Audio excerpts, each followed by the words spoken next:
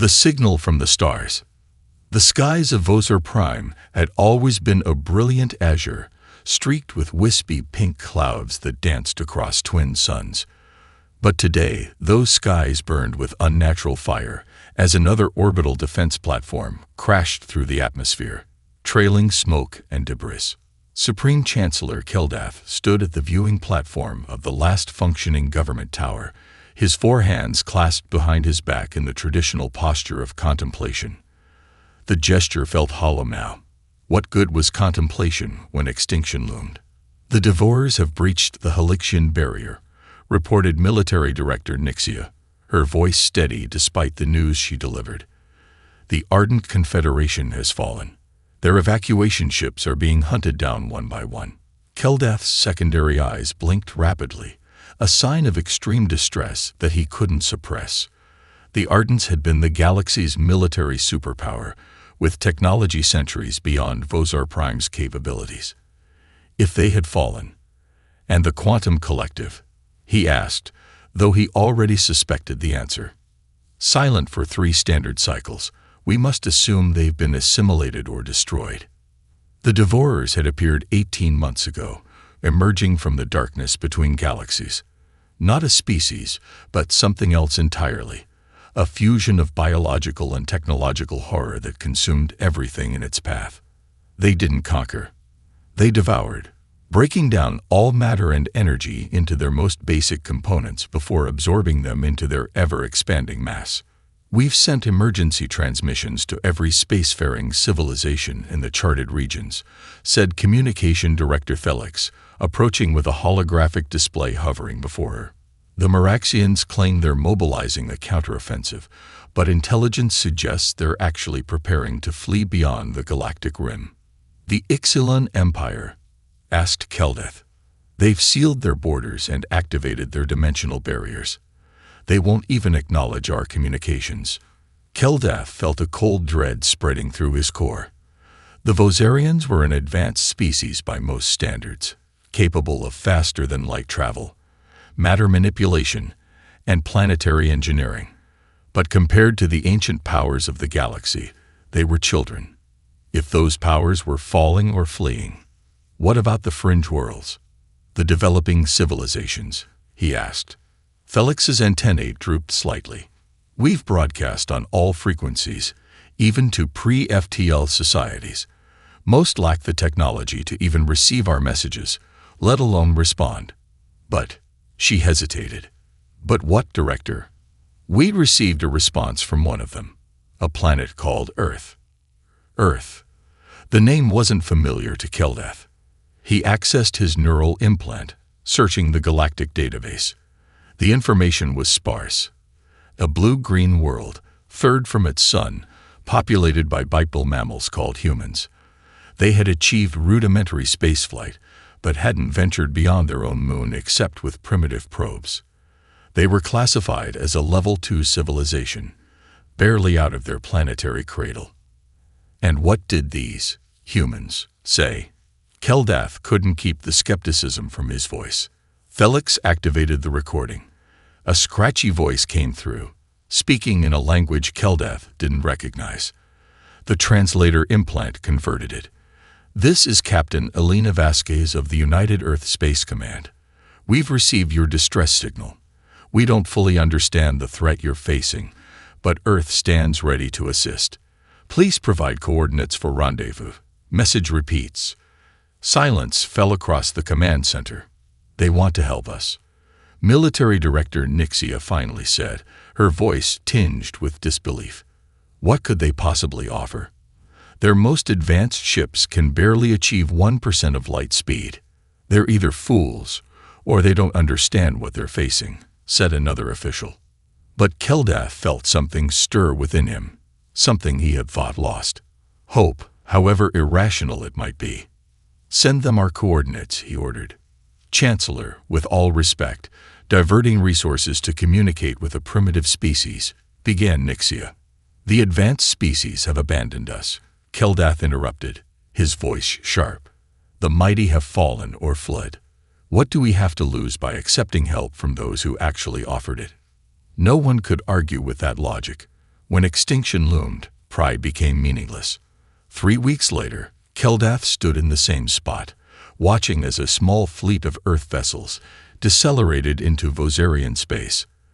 They were crude by galactic standards, bulky, inelegant, clearly powered by primitive fusion drives. The largest was barely the size of a Vosarian civilian transport. "They traveled here in those," whispered an aide in disbelief. "No," corrected Science Director Zeph. "According to their transmissions, they constructed a rudimentary wormhole generator based on the technical specifications we sent them. They've never used this technology before." Keldath's 4 eyes widened in surprise. "They built a working wormhole generator in 3 weeks, from theoretical plans." "Yes, Chancellor. Our xenopsychologists suggest this might indicate an unusual capacity for technological adaptation. Perhaps these humans were more interesting than their classification suggested." The formal first contact occurred in Vosar Prime's Grand Diplomatic Hall, a space normally reserved for meetings between the galaxy's great powers. Captain Elena Vasquez was smaller than Keldath had expected, with dark hair pulled back tightly and eyes that seemed to observe everything at once. She was accompanied by a diverse group of humans, scientists, engineers, and what appeared to be military personnel. "Chancellor Keldath," she said, executing a flawless Vosarian greeting gesture. "On behalf of Earth, I thank you for your welcome. We come prepared to offer whatever assistance we can. And we are grateful, Captain Vasquez," Keldath replied, performing the human handshake he had studied. "Though I must ask, why did you come? Your world has no treaties with ours. Your people have never ventured this far into space. The threat we face would terrify even advanced civilizations." Vasquez's expression remained composed, but her eyes showed unmistakable determination. "Someone asked for help, Chancellor. We came because that's what humans do." Over the next days, the humans shocked the Vosarian experts with their questions, their adaptability, and their unconventional thinking. When shown the devastating capabilities of the Devourers, they didn't retreat into despair as many Vosarians had. Instead, they demanded more information, more data, searching for patterns and weaknesses. "Your species appears unusually comfortable with facing overwhelming odds," observed Military Director Nixia during a strategic briefing. A human military officer, General Chen, smiled grimly. "Our history is full of underdogs defeating empires, Director. David versus Goliath is practically humanity's favorite story." The reference meant nothing to the Vosarians, but the sentiment was clear enough. On the 5th day, the humans requested something unexpected. They wanted to broadcast a message to all remaining free worlds in the galaxy. "Our analysis suggests the Devourers operate as a unified consciousness," explained Dr. Abigail Singh, the lead human scientist. "They adapt quickly to individual threats but struggle with coordinating responses to simultaneous, diverse attacks.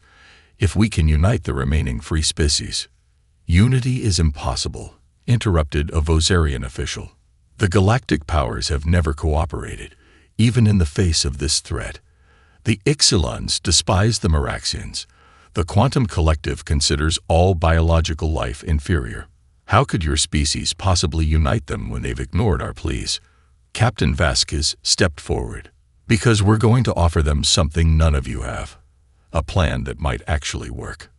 The human plan was audacious, perhaps even insane. It centered on exploiting what they believed was the Devourers' greatest weakness: their unified consciousness.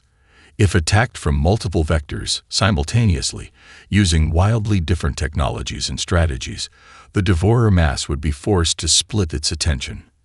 Even more surprisingly, the humans had dissected the Vosarian communication protocols and developed a method to pierce the dimensional barriers of the Ixilon Empire, the quantum firewalls of the collective, and the isolationist shields of a dozen other powers. "How did you bypass these defenses?" demanded an astonished Vosarian communications expert. "We've tried for weeks." A young human engineer shrugged. "You kept trying the approved channels. We looked for the back doors." The broadcast went out across the galaxy.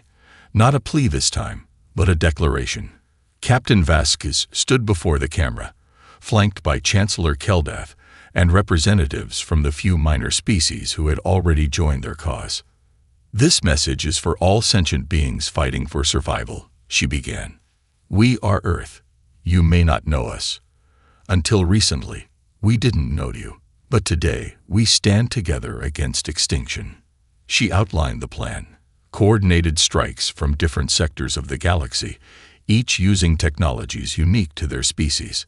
The humans had already begun adapting Vosarian technology in ways its creators had never imagined, combining it with their own primitive but effective weapons.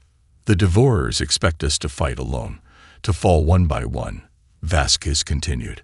"But humanity has learned through thousands of years of our own bloody history that united we stand, divided we fall. We refuse extinction. We choose to fight together." As the message concluded, Keldath felt both admiration and pity for these humans. Their courage was undeniable, but they didn't truly understand the powers they were challenging, neither the Devourers nor the ancient species whose help they sought. "Do you really believe the galactic powers will respond?" he asked Vasquez privately after the broadcast. She smiled, but it was a smile of determination rather than certainty. "They might not. But Earth is here anyway, and together with whoever joins us, we'll give the Devourers a fight they never expected."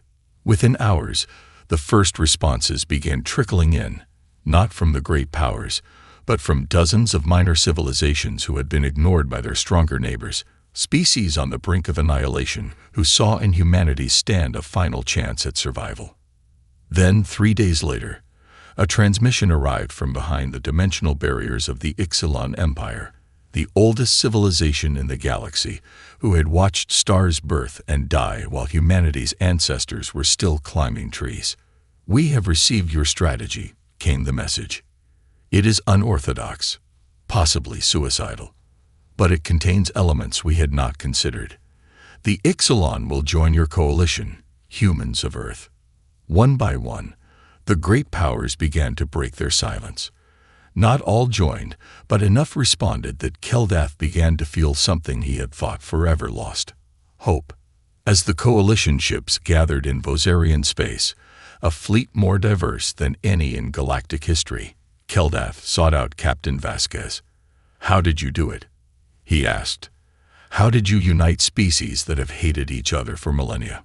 Vasquez looked out at the assembling armada, her expression solemn.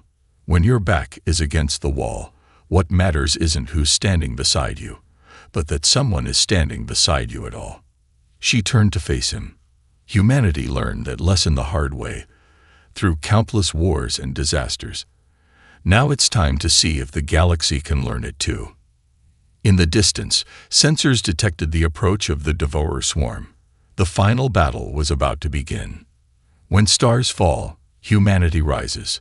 The first wave of the Devourer swarm emerged from lightspeed like a nightmare made manifest, a writhing mass of biological and mechanical components that defy classification.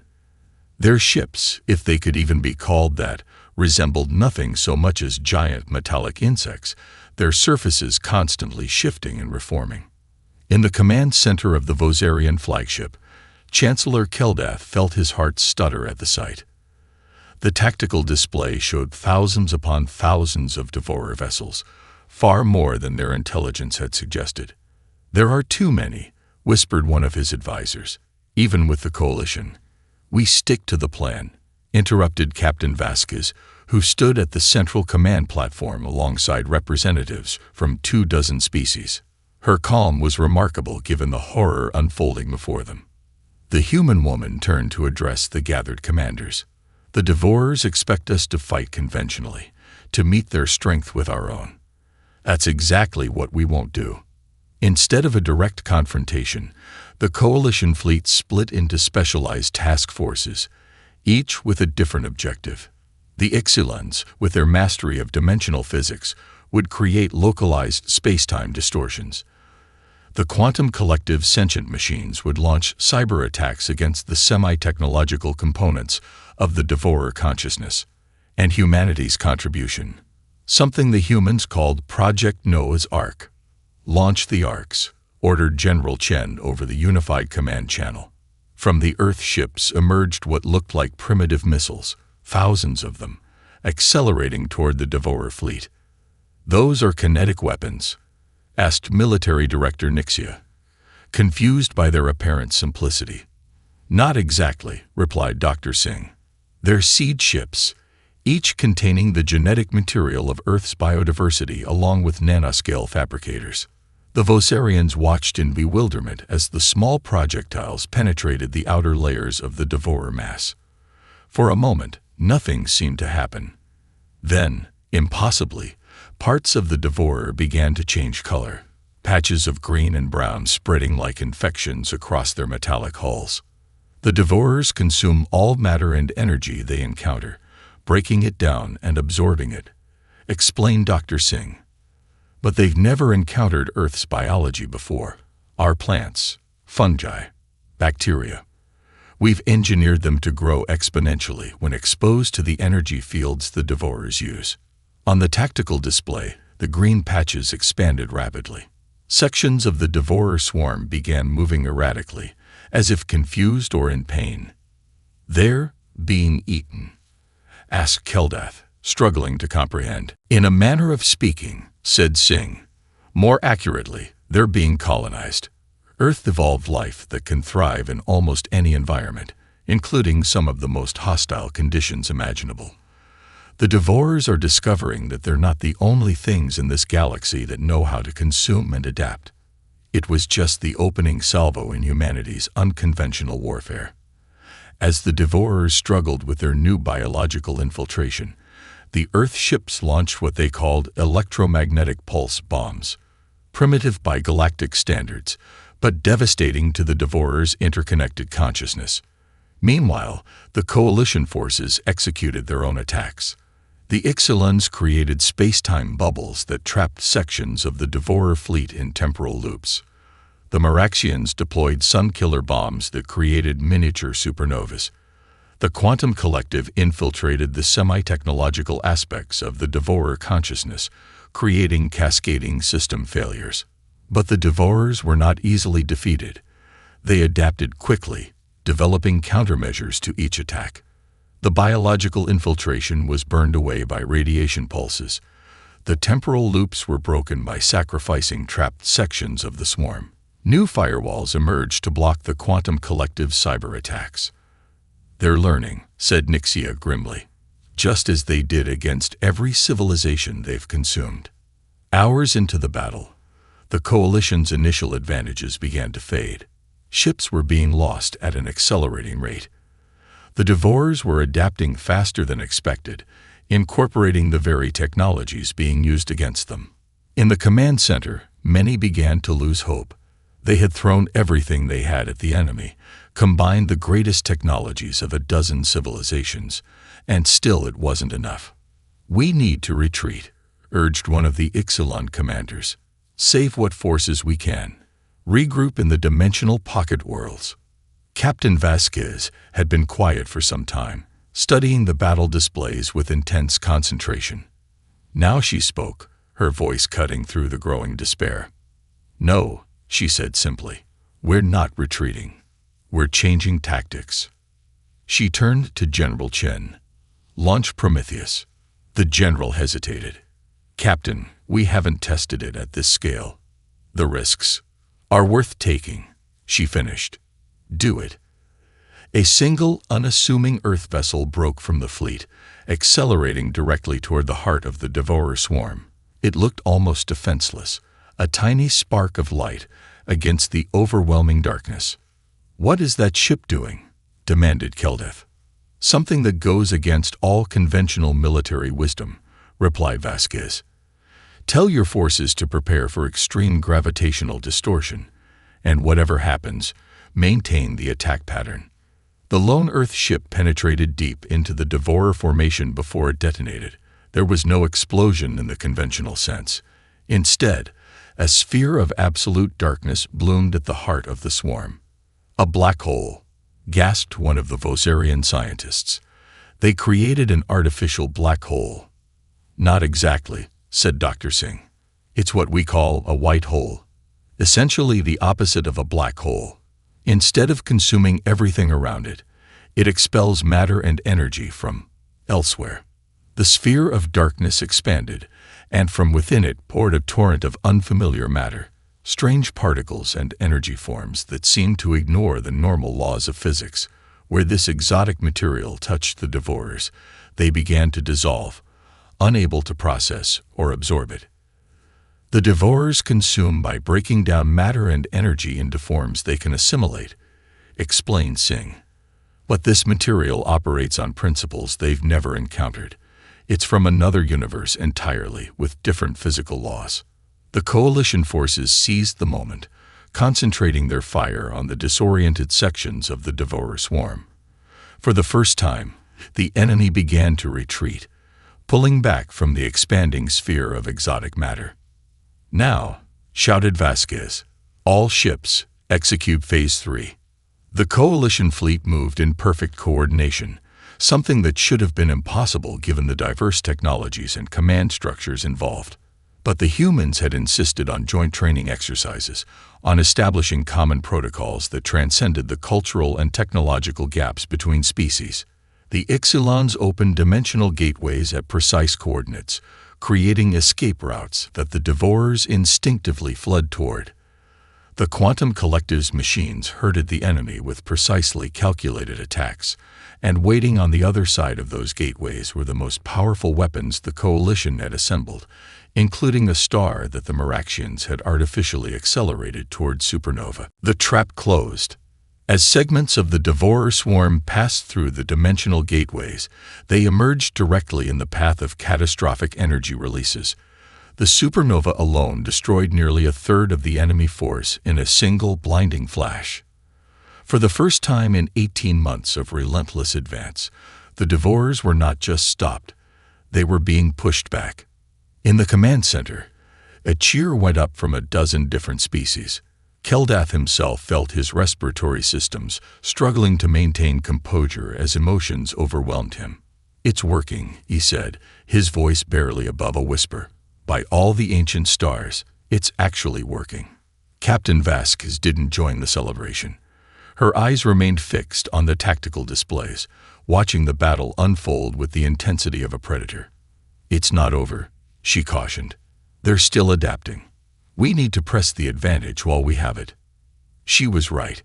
Even as they watched, the devourers were reorganizing, forming new patterns, developing countermeasures to the exotic matter that had proven so effective. "They learn from every attack," observed Nixia. "No matter what we throw at them, they eventually adapt." "Yes," agreed Vasquez. "But there's something they can't adapt to: unpredictability. That's humanity's true gift to this fight." She activated the command channel. "All Earth vessels, execute randomized protocol Zeta. All coalition forces, stand by to exploit the openings." The human ships suddenly began behaving erratically, each executing wildly different maneuvers, firing different weapons, seemingly without coordination. To the Vosarians and other coalition members, it looked like chaos. "What are they doing?" demanded an Ixalan commander. "They'll be destroyed." But Dr. Singh was smiling. Each Earth ship has been given full autonomy to choose its own tactics, using a randomization algorithm seeded with human creativity. The devourers can predict patterns, but they can't predict true randomness, especially randomness guided by human intuition. The apparent chaos concealed a deeper strategy. As the devourer consciousness struggled to make sense of the unpredictable attacks, gaps appeared in their defenses. The coalition forces, guided by human tacticians, exploited those gaps with devastating precision. One by one, the massive devourer ships began to fall. The collective consciousness that had seemed invincible began to fragment, parts of it retreating, while others fought on with decreasing effectiveness. Hours turned into days as the battle raged across the Vosarian system. The coalition suffered heavy losses, but for every allied ship destroyed, the devourers lost many more. The tide had turned.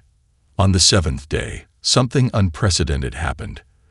The remaining Devourer forces suddenly withdrew, accelerating away from the battlefield and disappearing into light speed. "They're retreating," announced a Meraxian commander, disbelief evident in their multi-tone voice. "The Devourers are actually retreating." The command center erupted in celebrations. Tentacles, wings, appendages of all varieties raised in victory gestures. Species that had been mortal enemies embraced as comrades.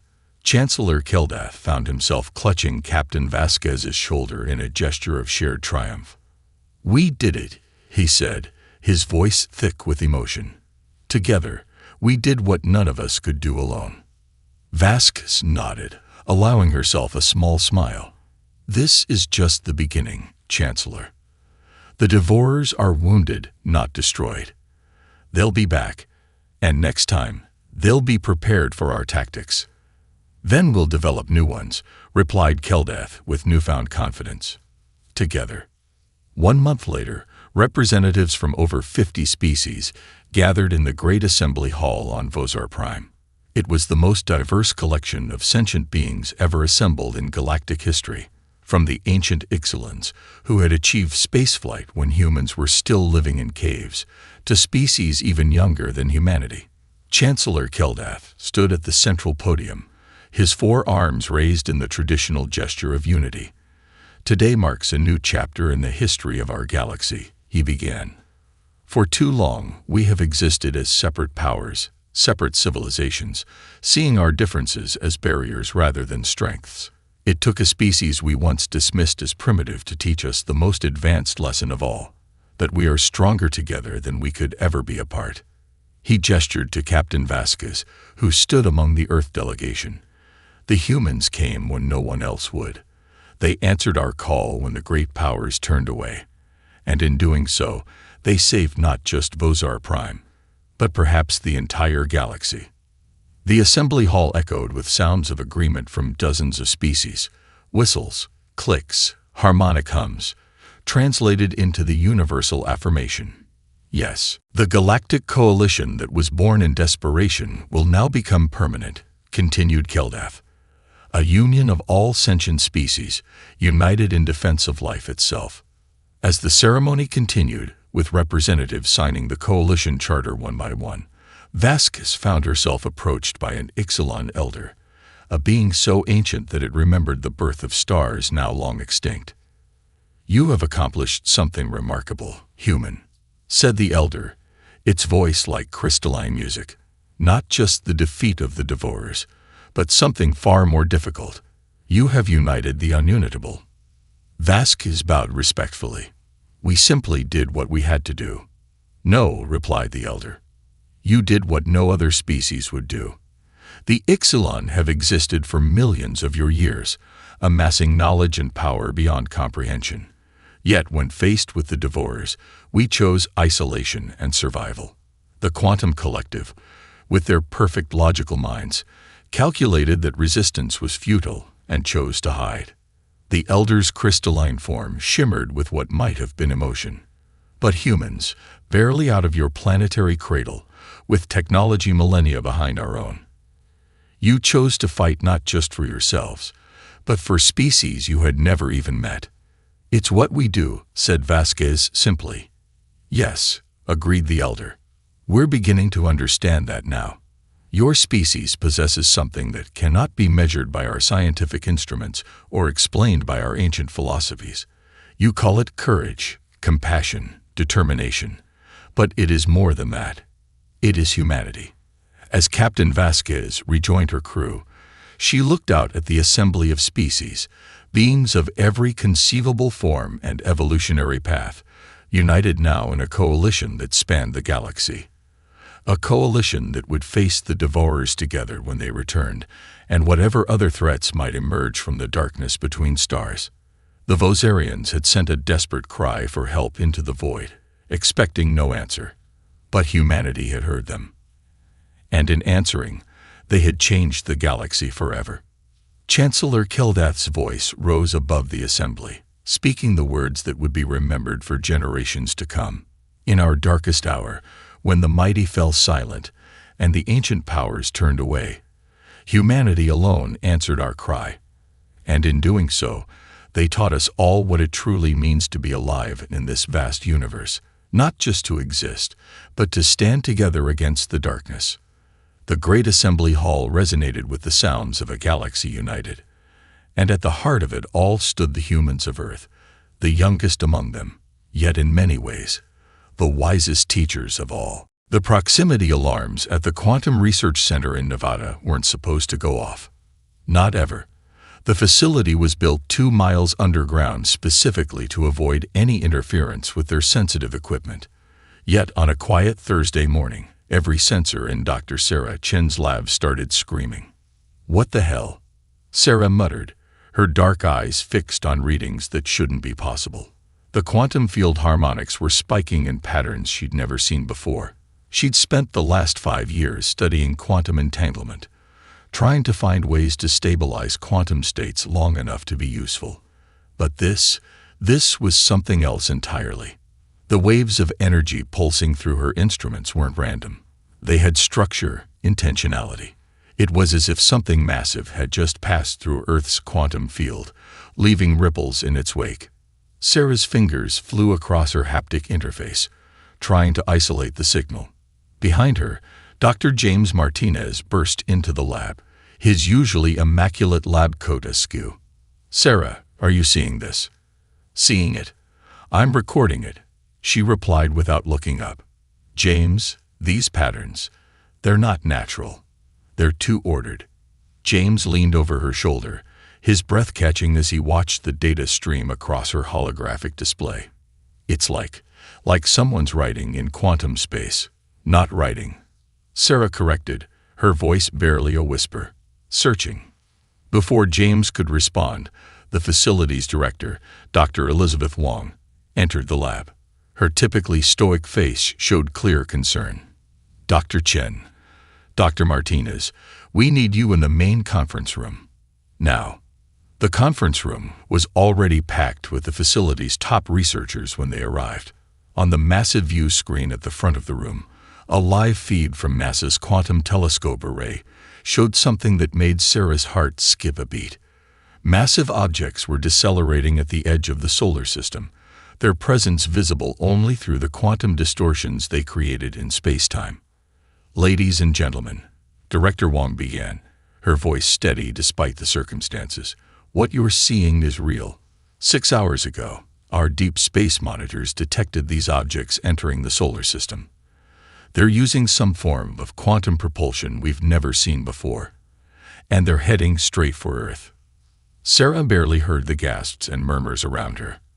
Her mind was racing, connecting dots that had eluded her for years. Her recent experiments with quantum locking, a technique she'd developed to freeze quantum states in place, suddenly seemed far more significant.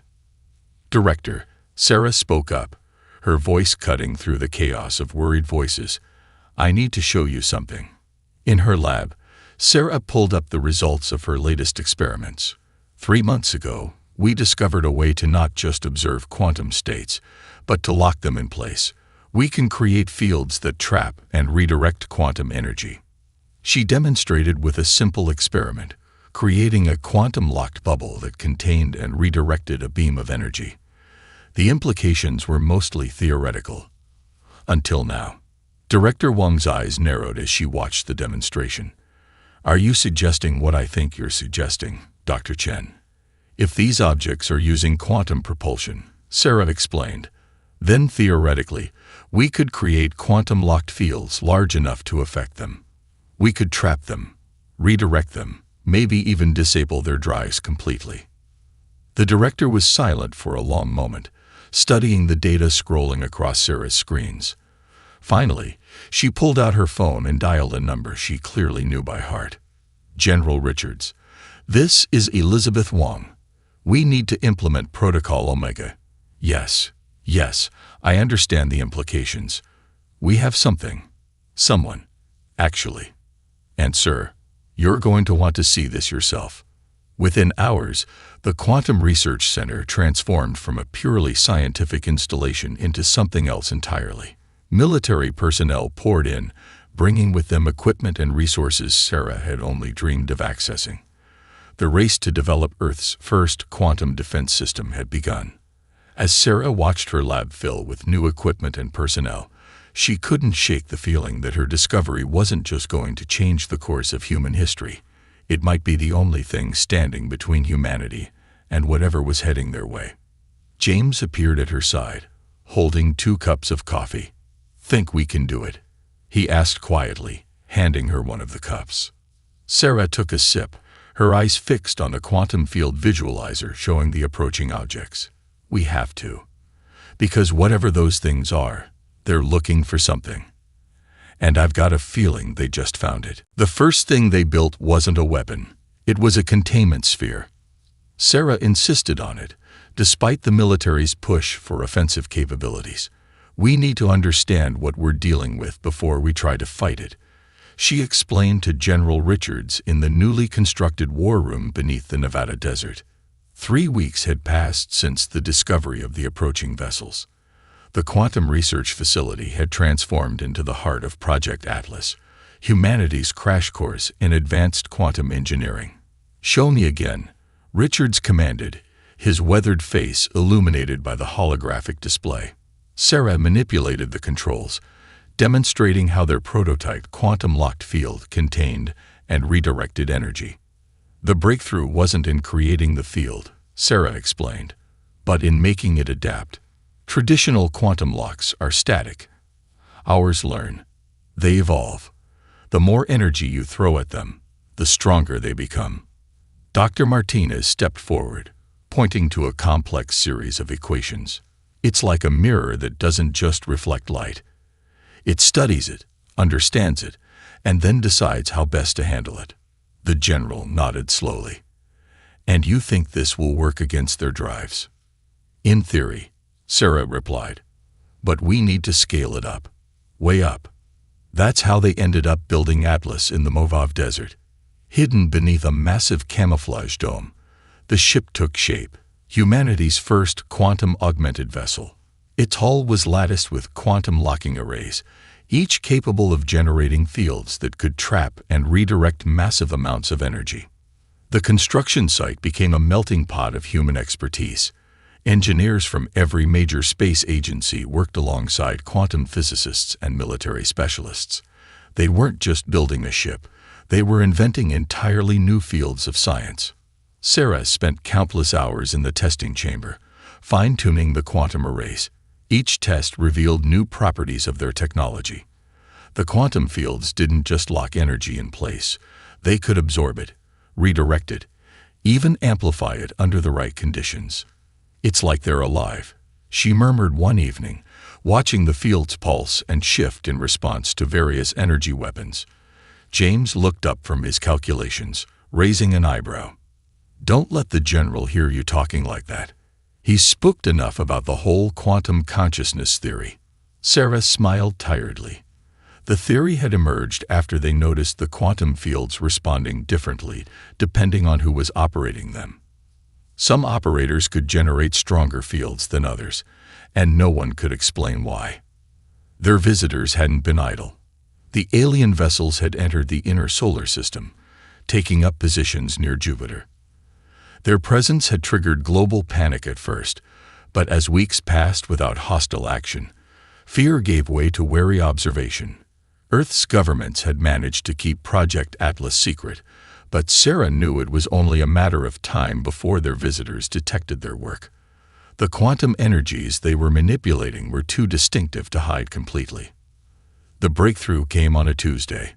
Sarah had been experimenting with linking multiple quantum arrays together when she discovered something unexpected. The combined fields weren't just stronger, they were exponentially more efficient. "It's like a neural network," she explained to the project team. "Each array learns from the others, creating patterns that are greater than the sum of their parts." The discovery accelerated their timeline. Within days, they had reconfigured Atlas's entire quantum defense system. The ship wasn't just equipped with quantum locking technology. It was becoming a single, integrated quantum entity. As the project neared completion, Sarah couldn't shake a growing sense of unease. The alien vessels had shifted position again, moving closer to Mars. Their quantum signatures had changed too, becoming more complex, more focused. "They know," she told James one night as they watched the sunset from the observation deck. "They can sense what we're building." "Good," James replied, surprising her. "Let them know. Let them see that humanity isn't as primitive as they might think." The next morning, their sensors detected new quantum distortions. 3 smaller vessels had detached from the main alien fleet and were heading toward Earth. General Richards called an emergency meeting. "Ladies and gentlemen," he announced, his voice grave, "it seems our visitors are done waiting. Atlas needs to be ready for launch in 48 hours. Sarah looked around the room at the tired but determined faces of her colleagues. They had built something unprecedented, combining human ingenuity with discoveries that defied conventional physics. Now, they would find out if it was enough. As she returned to her lab to begin final preparations, Sarah paused to study the massive form of Atlas through the observation window. The ship's quantum arrays pulsed with subtle energy, creating patterns that reminded her of neural activity in a human brain. "We're ready," she whispered, more to herself than to the ship. "Whatever you are, whatever you want, we're ready." Launch day brought clear skies and a tense atmosphere. Atlas rose from its desert cradle under the cover of a massive quantum distortion field, masking its true nature from both Earth's population and the approaching alien vessels. The ship's bridge hummed with nervous energy. Sarah sat at the quantum operations station, her fingers hovering over controls that hadn't existed 3 months ago. Captain Maya Rodriguez, chosen for both her combat experience and her unusually strong affinity for quantum field manipulation, stood at the command center. "Status report," Maya ordered, her voice steady despite the weight of humanity's fate potentially resting on their shoulders. "All quantum arrays online and synchronized," Sarah reported. "Field integrity at optimal levels." James, manning the sensor station, suddenly straightened. "Contact. 3 vessels on approach vector. Their quantum signatures are incredible." The alien ships emerged from the quantum distortion field they'd been hiding behind. Their design defied conventional physics, crystalline structures that seemed to phase in and out of normal spacetime, trailing quantum energies like luminescent silk. "They're beautiful," someone whispered. "They're hailing us," communications announced, "but not through normal channels. They're using quantum frequency modulation." Sarah's console lit up with complex patterns. "Captain, they're trying to establish quantum resonance with our fields. I think this is how they communicate." Captain Rodriguez nodded. "Can we respond?" "Yes, but..." Sarah hesitated. "Their patterns are incredibly complex. If we respond wrong, we could trigger..." She never finished the sentence. One of the alien vessels suddenly pulsed with brilliant energy, sending a quantum wave toward Atlas that would have torn a conventional ship apart. Sarah's hands flew across her console. Atlas's quantum arrays activated instantly, not just blocking the energy wave, but catching it, containing it, studying it. The ship's neural-like quantum network processed the attack in microseconds. "That was a test," Sarah announced, studying the readings. "They wanted to see how we'd respond." The alien vessels held position, their quantum signatures fluctuating in what Sarah realized was surprise. Then came another transmission, this time in recognizable radio waves. A voice filled the bridge, speaking perfect English, but with an odd musical quality. "Impossible. Your quantum technology. It cannot exist. Who gave it to you?" Captain Rodriguez stepped forward. "We developed it ourselves. I am Captain Maya Rodriguez of the Earth vessel Atlas." "We..." "Deception," the voice cut in. "No emerging species can develop true quantum consciousness technology independently. You will reveal your benefactors, or we will extract the information ourselves." The 3 alien ships began moving into an attack formation, their quantum signatures building to devastating levels. "They're charging weapons," James reported tensely. Sarah studied her readings, a sudden realization hitting her. Captain, they're quantum fields. They're rigid, predictable. They're using quantum energy like a tool, but we're letting it flow naturally, letting it evolve. How does that help us? Maya asked. Because they don't understand what we've built, Sarah replied, her fingers dancing across her console. Atlas isn't just using quantum fields, it's learning from them. Every second we're in contact with their energy patterns, our systems are adapting, growing stronger. The alien ships launched their attack, a coordinated burst of quantum energy designed to shred Atlas's defenses. But Atlas didn't just defend. The ship's quantum arrays caught the energy, absorbed it, learned from it. Each attack made their fields stronger, more refined. Impossible, the alien voice transmitted again, this time with clear concern. Your fields, they're evolving, growing. This defies all known laws of quantum mechanics. No, Sarah transmitted back. It defies your understanding of them. Humanity didn't copy this technology. We discovered it ourselves, and we discovered it works best when you don't try to control it completely. When you let it grow, adapt, evolve. The alien vessels pulled back, their quantum signatures chaotic with what Sarah interpreted as confusion and fear. Their next transmission carried a different tone, one of reluctant respect and growing alarm. You do not understand what you have created, the voice said. Your quantum fields, they are conscious in ways we thought impossible, ways that will draw the attention of things far worse than us. Captain Rodriguez looked at Sarah, a silent question in her eyes. Sarah nodded slowly, understanding dawning on her face. We didn't just build a defensive system, she said quietly. We accidentally created something new, something alive. Atlas's quantum fields pulsed gently, as if acknowledging the truth of her words. The warning came 3 days after first contact. Atlas was maintaining a defensive position in Earth orbit when the quantum sensors detected massive distortions at the edge of the solar system. Multiple contacts, James announced, his voice tense. Much bigger than our previous visitors.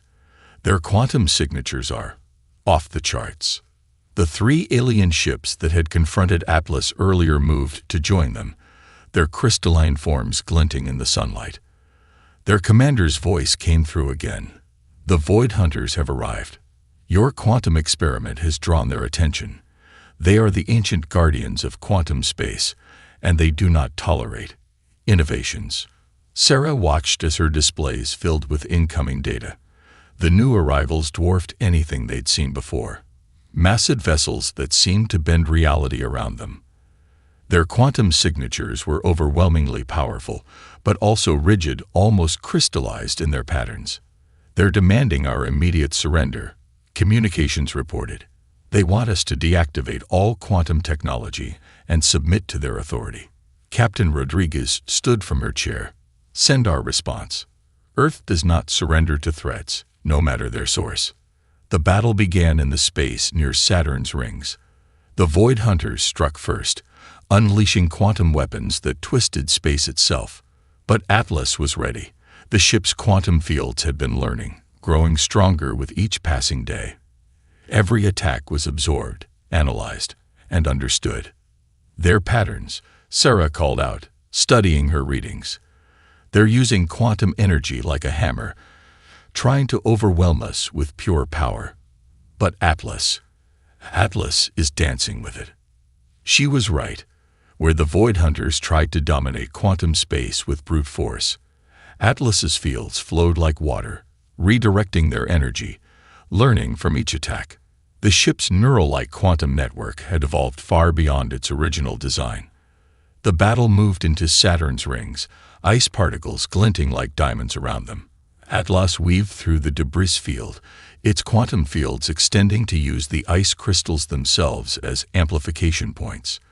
The entire ring system became a quantum resonance chamber, multiplying the ship's defensive capabilities.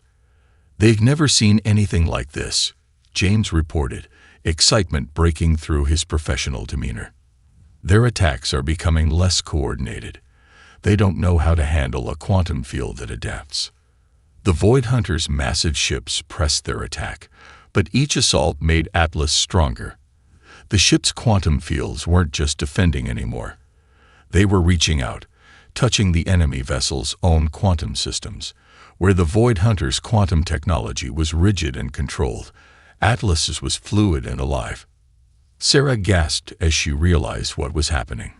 "Captain, Atlas isn't just defending. It's trying to communicate with their ships. It's offering to teach them."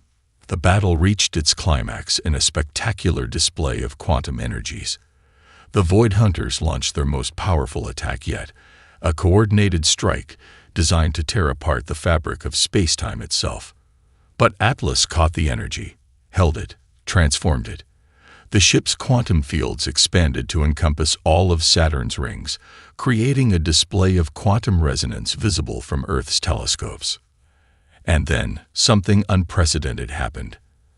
Atlas' quantum fields touched the Void Hunters' systems and showed them something they had never seen before: quantum technology that could grow, learn, and evolve naturally. The effect was immediate and profound. The massive alien ships froze in space, their quantum signatures fluctuating wildly as their rigid systems encountered something that defied their fundamental understanding of quantum mechanics. "They're powering down," James announced in disbelief. "All of them. Their quantum signatures are realigning." The original alien commander's voice came through again, but this time with a tone of awe. "In all our millennia of guardianship, we have never. This changes everything we thought we knew about quantum space." Sarah smiled as she watched her displays show the Void Hunters' quantum signatures shifting, becoming more fluid, more alive. "We didn't just defend ourselves," she said quietly. "We showed them a better way." In the aftermath of the battle, Saturn's rings glowed with residual quantum energy, creating an aurora that would be visible from Earth for months to come. But the true transformation was happening on a much deeper level. The Void Hunters, those ancient guardians of quantum space, had retreated to the outer solar system, not in defeat, but in contemplation. Their massive ships hung in space like dark stars, their quantum signatures slowly changing as they grappled with what Atlas had shown them. On Atlas's bridge, Sarah worked tirelessly to understand the data they'd gathered during the encounter. "It's fascinating," she told Captain Rodriguez during one of their daily briefings. "Their quantum technology is incredibly advanced, but it's also stagnant. They've been using the same patterns for thousands of years. And we showed them something new," Maya concluded, watching the holographic display of the Void Hunter ships. "We showed them something alive," Sarah corrected. "Our quantum fields aren't just tools. They're growing, evolving, almost like a new form of life." The original alien vessels, now identified as the Meridian Scouts, had taken up a position between Atlas and the Void Hunters, acting as intermediaries. Their commander, who had introduced himself as Nexus, had become fascinated by humanity's approach to quantum mechanics. "Your species," Nexus transmitted during one of their many discussions, "sees quantum space differently than any we have encountered. Where we sought to control, you sought to understand. Where we built walls, you built bridges." The implications of Atlas's achievement were still unfolding. The ship's quantum fields had continued to evolve, developing new patterns and capabilities that even Sarah couldn't have predicted. More importantly, these patterns were beginning to influence the quantum technologies of both the Meridians and the Void Hunters. "It's like watching an ecosystem develop," James observed one evening as they tracked the subtle quantum interactions between the different ships. "Our fields are teaching theirs how to adapt, and in return, they're showing us possibilities we never imagined." The Void Hunters finally broke their silence a week after the battle. Their message was transmitted simultaneously through conventional channels and quantum space, creating a harmony that made Atlas's sensors sing. "We have watched over quantum space for eons," their elder voice resonated. "We sought to preserve its purity, to prevent its corruption. But in our rigidity, we became the very stagnation we feared. Your atlas has shown us that quantum space is not meant to be controlled. It is meant to be nurtured, to grow, to evolve. The announcement that followed changed everything. The Void Hunters would step down as guardians. Instead, they proposed a council of species that understood quantum space in different ways, with humanity holding a permanent seat. But we barely understand our own technology. Maya protested during the negotiation. Atlas's quantum fields are still evolving in ways we can't predict. Exactly, Nexus replied, his crystalline ship glinting. That is precisely why you must be involved. Your uncertainty, your willingness to explore and adapt, these are the qualities quantum space itself exhibits. You understand it instinctively in ways we had forgotten. Sarah stood at Atlas's observation deck, watching Earth rotate below them. The ship's quantum fields rippled gently around her, responding to her presence in ways that still amazed her. They had set out to build a defensive system and had instead awakened something new in the universe, a way of working with quantum space that would change everything. What happens now? James asked, joining her at the window. Sarah smiled, watching as a Meridian ship practiced generating the new, more fluid quantum patterns they'd learned from Atlas. Now we learn from each other. The Void Hunters have millennia of knowledge about quantum space. The Meridians have technological expertise we can barely imagine. And we have a new way of seeing it all. The quantum fields around them pulsed in agreement, creating patterns that rippled across space, a new language of light and energy that promised to bridge the gap between species and technologies, between the rigid and the fluid, between the known and the possible. Humanity's first steps into quantum space hadn't just changed Earth, they had awakened the universe to new possibilities. And Atlas, that remarkable ship built in the Nevada desert, had become more than a defender of Earth. It had become a symbol of what was possible when you let go of control and embraced the unpredictable, evolving nature of reality itself.